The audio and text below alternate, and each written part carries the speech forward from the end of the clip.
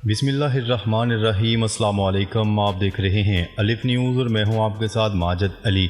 शामिल करते हैं पाकिस्तान और दुनिया भर से breaking news headlines. Anthony Blinken का दौरा मशरिक़ वस्ता नाकाम। अमेरिकी सदर जो बाइडन ने इजरायली वज़ीर-ए-आज़म नेतन्याहू पर गजा जंगबंदी और यरगमालियों की रहाई के लिए जल्द अज जल्द डील करने पर जोर देते हुए काहिरा में जारी मुज़ाकरात को इंतहाई अहम करार दिया है। गैर मुल्की खबरसार एजेंसी की रिपोर्ट के मुताबिक व्हाइट हाउस के जानिब से जारी बयान में बताया गया है कि अमेरिकी सदर जो बाइडन ने इजरायली वज़ीर-ए-आज़म नेतन्याहू से टेलीफोनिक रब्ता करके गजा जंगबंदी और यरगमालियों की रहाई से मुतल्लिक काहिरा में जारी मुज़ाकरात पर तबादला ख्याल किया।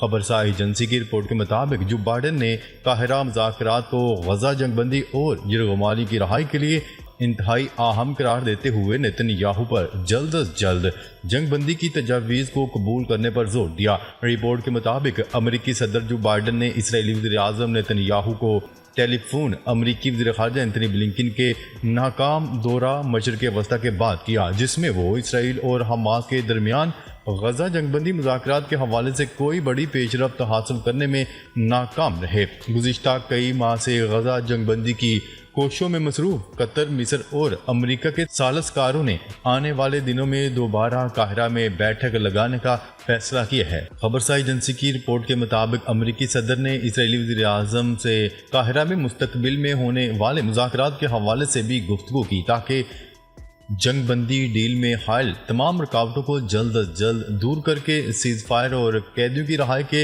मामला तय किए जाएं। रॉयटर्स के मुताबिक जो बाइडन और नेतन्याहू ने ईरान, हिजबुल्लाह, हमास और हौसियों के इक़दामात के खिलाफ इसराइल के लिए अमरीकी इक़दामात पर भी तबादला ख्याल किया और इस हवाले से मुस्तकबिल में अमरीकी फ़ौज की तैनाती पर भी गुफ्तगू की।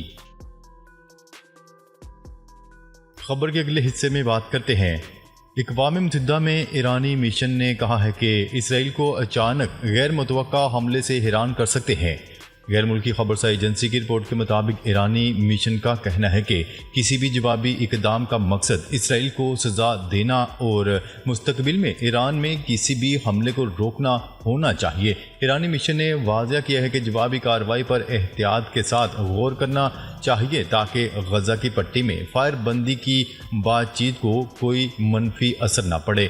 बयान में जोर देकर कहा गया कि ईरानी रद्द-ए-अमल के वक्त शराइत और तरीक़ाकार में हम आहंगी रखी जाएगी ताकि इसके इंतहाई अचानक वक़ूआ को यकीनी बनाया जा सके। इसराइल की आंखें आसमान या रेडार स्क्रीनों पर जमी हुई होंगी कि अचानक वो ज़मीनी या फ़ज़ाई और या फिर दोनों तरफ के हमलों से हैरान रह जाएंगे। इससे कबल ईरानी पासदारान इनकलाब के तर्जुमान अली मोहम्मद का कहना था कि इसराइल का इंतज़ार का अरसा तवील हो सकता है।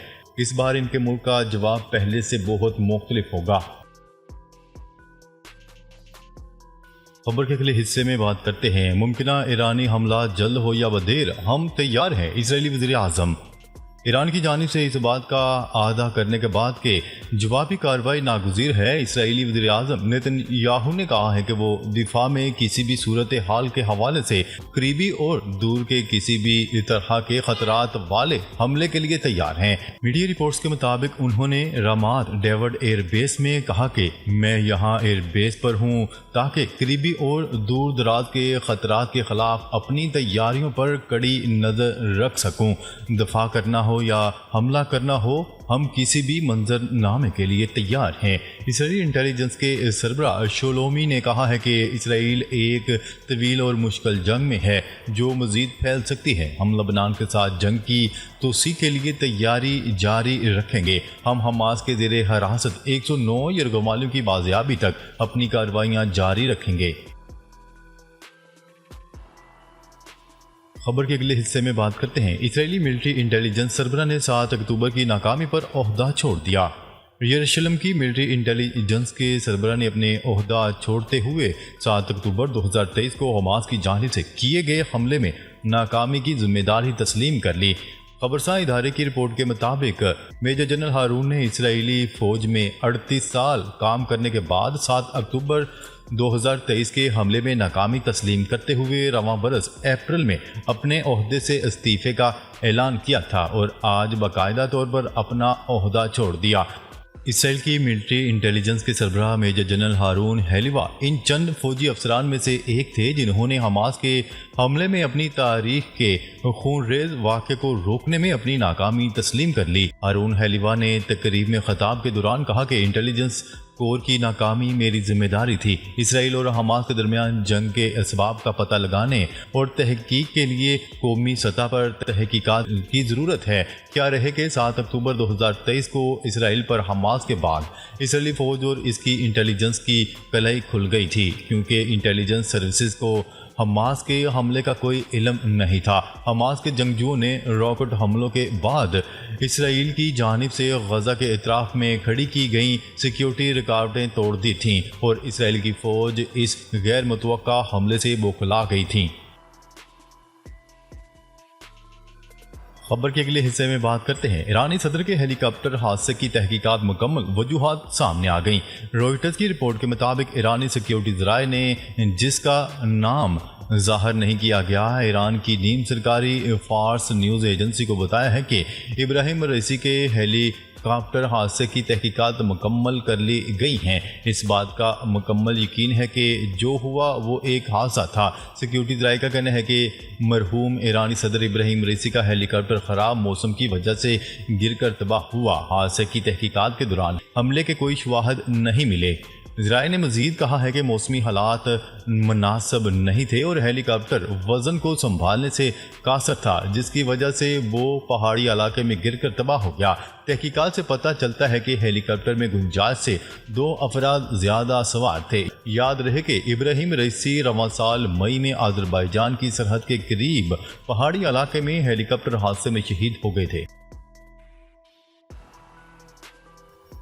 خبر کے اگلے حصے میں بات کرتے ہیں۔ روس نے یوکرین کا سب سے بڑا ڈرون حملہ ناکام بنا دیا۔ روسی فوج نے یوکرین کی جانب سے ماسکو پر ڈرون طیاروں سے کیا جانے والا بڑا حملہ ناکام بنا دیا۔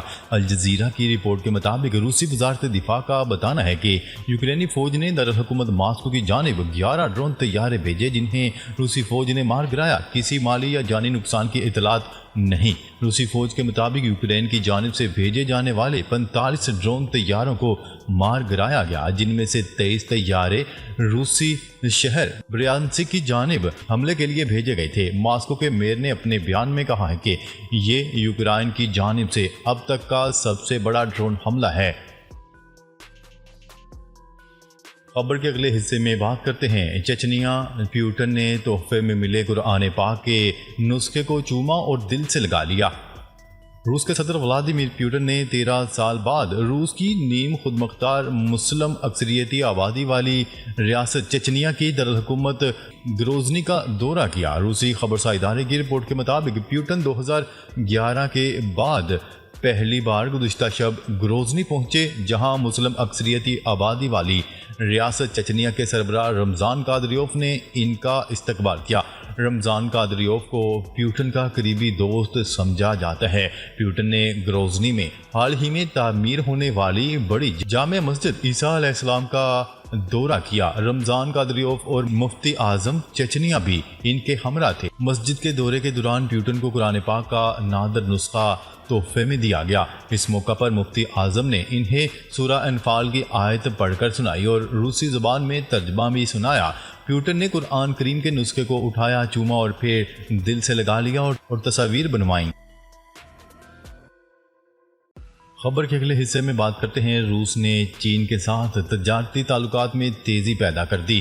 روس نے چین کے ساتھ تجارتی تعلقات میں تیزی پیدا کر دی ہے۔ روسی صدر ولادیمیر پیوٹن نے کہا، ہم چین کے ساتھ تجارتی تعلقات کو تیزی سے بڑھا رہے ہیں۔ روسی میڈیا کی رپورٹ کے مطابق ولادیمیر پیوٹن نے دارالحکومت ماسکو کے کریملن پیلس میں چین کے وزیر اعظم سے ملاقات کی، جس کے بعد انہوں نے اپنے ایک بیان میں کہا، دونوں ممالک کے درمیان سالوں پر محیط وسیع پیمانے کے مشترکہ پلان اور اقتصادی و انسانی منصوبے زیر عمل ہیں اور ہم چین کے ساتھ تجارتی تعلقات میں تیزی لا رہے ہیں۔ پیوٹن کا کہنا تھا کہ بیجنگ میں چین کے صدر شی جن پنگ کے ساتھ مذاکرات کے بعد طے کردہ سمجھوتے میں بھی پیش رفت ہوئی ہے۔ انہوں نے لی جیانگ کے دورہ ماسکو کے دوران متعدد سمجھوتوں پر دستخط کی طرف اشارہ کیا اور کہا کہ ہم چینی ہم منصب کی کوششوں سے بھی روس چین تجارتی تعلقات ترقی اور کامیابی سے آگے بڑھ رہے ہیں۔ خبر کے اگلے اور آخری حصے میں بات کرتے ہیں بنگلہ دیش کی سابق حکمران جماعت بنگلہ دیش نیشنل پارٹی نے بھارت سے شیخ حسینہ واجد کی حوالگی کا مطالبہ کر دیا۔ غیر ملکی خبرساں ایجنسی کی رپورٹ کے مطابق BNP نے کہا بھارت کا بنگلہ دیش کی سابق وزیر اعظم کو پناہ دینا بنگلہ دیش میں جمہوریت کی بقا کے لیے خطرہ ہے۔ بھارت کی یہ حرکت بنگلہ دیش میں جمہوریت کے تسلسل کی راہ میں دیوار بن رہی ہے۔ پارٹی کا کہنا ہے کہ بھارتی قیادت شیخ حسینہ کو بنگلہ دیش کے حوالے کرے تاکہ ان کے خلاف مختلف جرائم کے الزام کے تحت 31 مقدمات کی کارروائی باضابطہ طور پر شروع ہو سکے۔ شیخ حسینہ واجد پر قتل عام اور انسانیت سوز جنگی جرائم کے یہ مقدمات طلبہ تحریک کی بھرپور کامیابی اور عوامی لیگ کے اقتدار کی بساط لپیٹے جانے کے بعد دائر کیے گئے ہیں۔ ناظرین اب تک کے لیے اتنا ہی، مزید خبریں لے کر بہت جلد آپ کی خدمت میں حاضر ہوں گے۔ تب تک کے لیے اپنا خیال رکھیے گا۔ اللہ نگہبان۔